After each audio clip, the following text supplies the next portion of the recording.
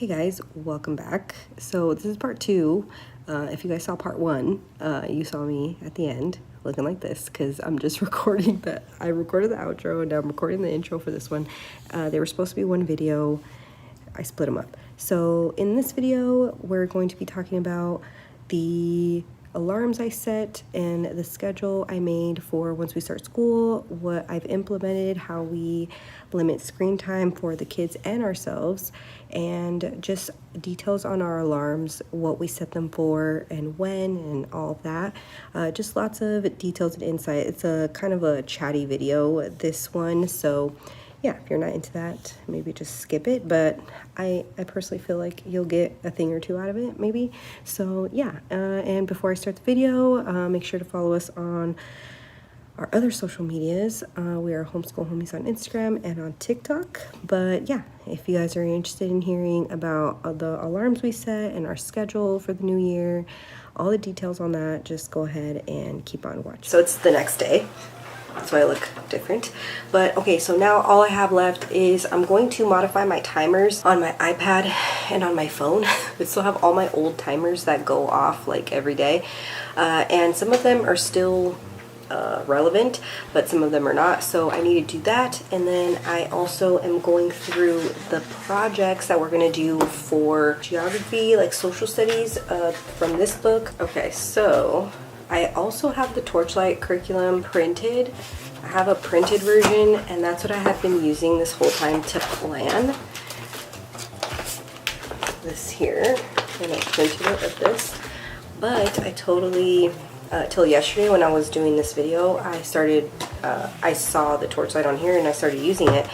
And I was like, why didn't I just use this before I printed it? Because you can move pages around, and since I do 4 days out of the week, I had to modify what week we were in. Watch, let me show you guys. So if you guys can see, I like put a line and all that because we only do 4 days out of the week, and this one's structured for 5, and like easily erase and like write what day or week we actually were in. So now I'm just looking at the individual days to see if we need any materials. So things like cups and like string and certain things like that, but it has a, down here at the bottom, it has an activity supplies list. So I'm just going off of that. So whatever I can collect, I'm going to collect and put them in a bin. I literally have 3 empty bins. The bookshelf helped me free up so many bins. That's how I would store a lot of the stuff. So I'm going to be using those bins, but I love having like at least one free bin because sometimes we do school in different parts of the house, so it's nice for me to like collect everything we're going to need and like put it in there. Also, something I did already was modify their daily chores, so I added a couple of things and took some things off and all that. So now they have a new daily chore chart, but I'm going to do another video on that. If you guys haven't watched my video that I did a while back, like it's one of my first videos, it's like chores for iPad time video. I just go into more detail about all of that. So I'm going to do a new video because I do have, like I said, I made a new chore chart for them.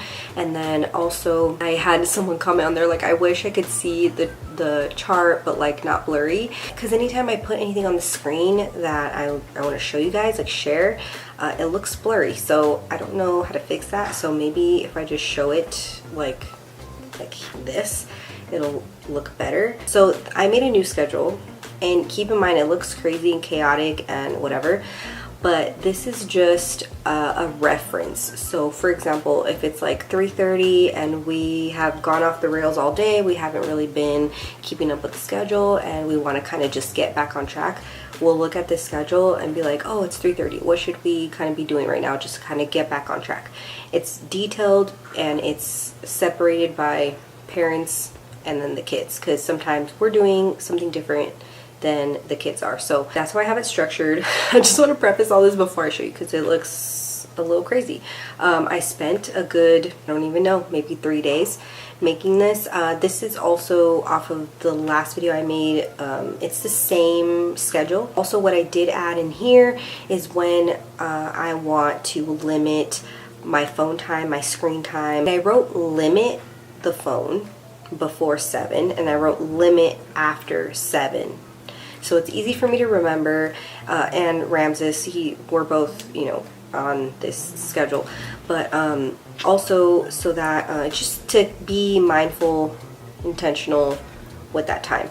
Also, the rest of the day I can be on the phone. I just have a specific time before 7, after 7, and then during 1 to 2 I have an hour that I'm going to set aside every day, 1 to 2, that I'm going to either film a video or edit, but mostly film, even if I have a video to edit. Okay, so so here's the schedule. So I literally wrote everything in. I added all of the little graphics. It was nothing more than just lines. All the lines you see, that was it. So it's from 5 to 9:30, 5 in the morning to 9:30.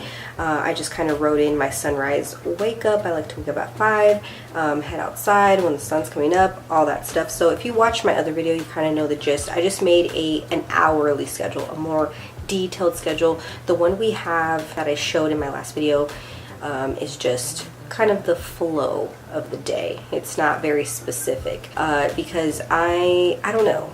I always say this, I don't know if I have ADHD, but I have ADHD tendencies where I feel like I need to do everything all the time. Anytime I have free time, I feel like I can't just relax. I feel like I have to do something else. So I kind of structured my day to where I'm going to do a little bit of everything every day, and if I, you know, don't finish or whatever, that's okay.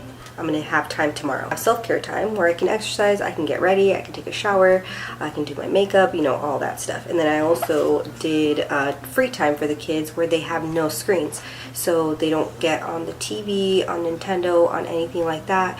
And it's their time to do anything else, to be bored. So I did plan out time for that.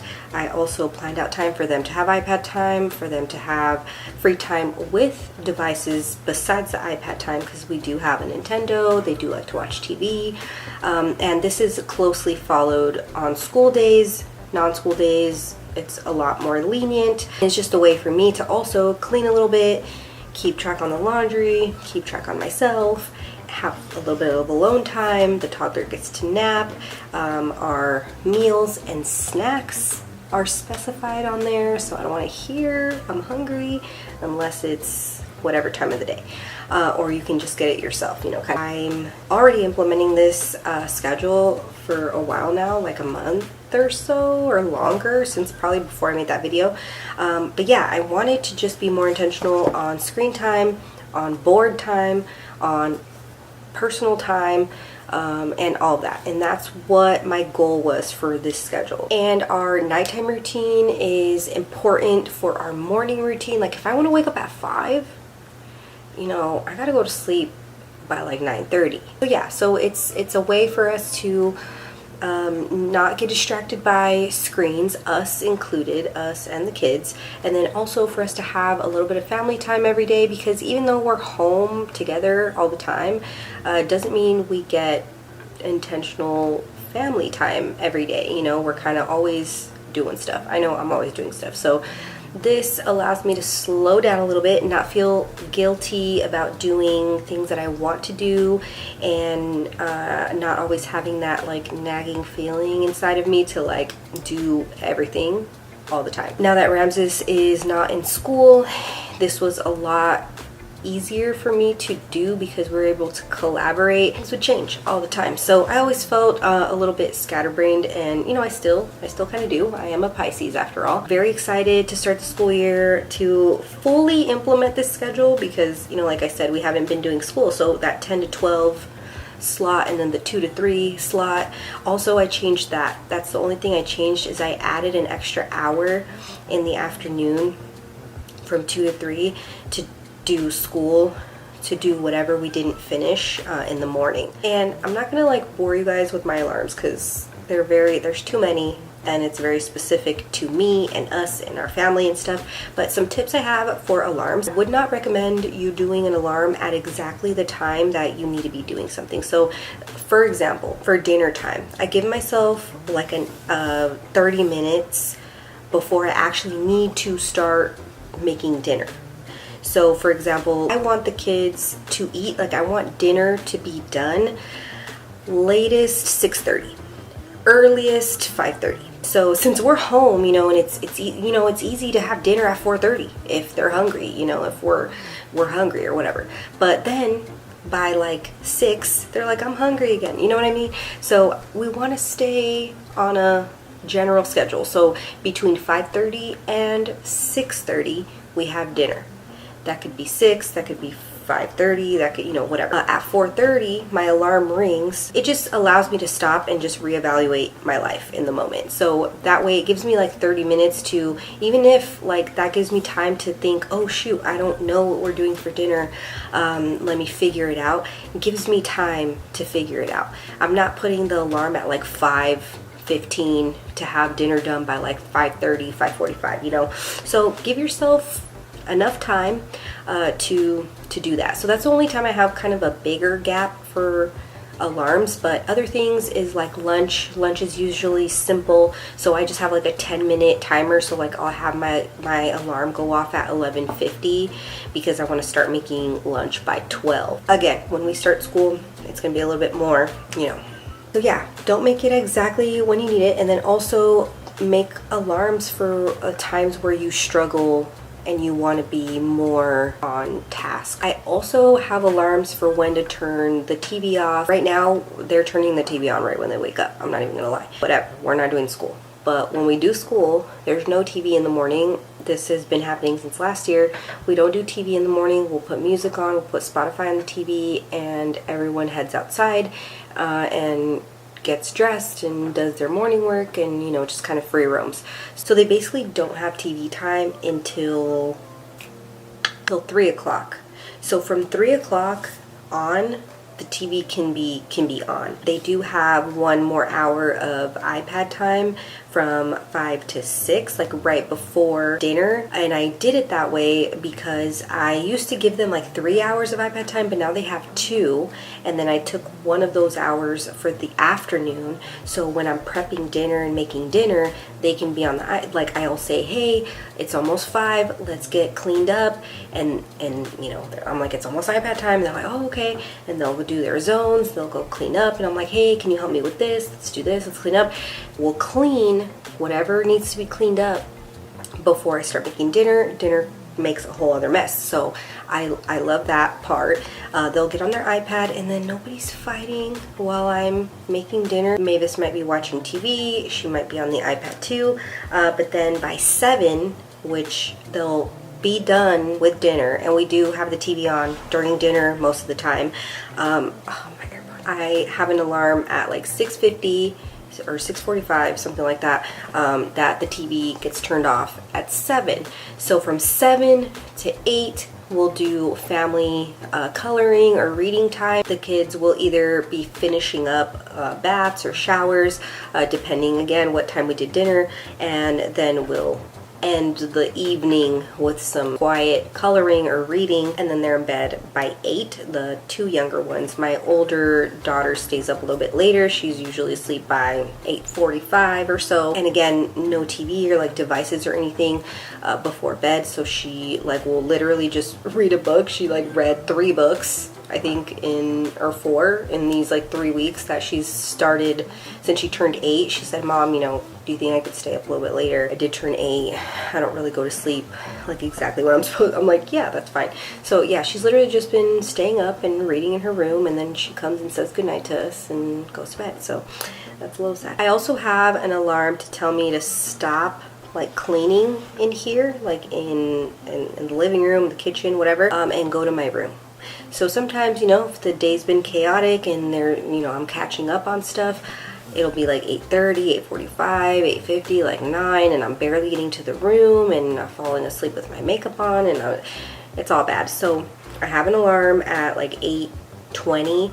That way I can finish up whatever I'm doing. So by 8:30, when my alarm goes off at 8:30, I head to my room. It says, get your ass in the room. So that's when I'll go, I'll pick out my clothes for the next day, maybe tidy the room a little bit, I'll wash my face, I'll do all the things, and then get to to bed by 9. I give myself like 30 minutes to do all that. All these alarms are just kind of like give you a little reality check, like, hey, this is what you got to do next. Like, you know, are you good? Are you ready? If not, you got to get ready, you know, kind of thing. Oh, and let me show you guys their chore chart. I will do a whole separate video on their chore chart and kind of show you guys the changes and stuff. But this is also something that I wanted to get done before we started the new year. Again, I made it on the iPad.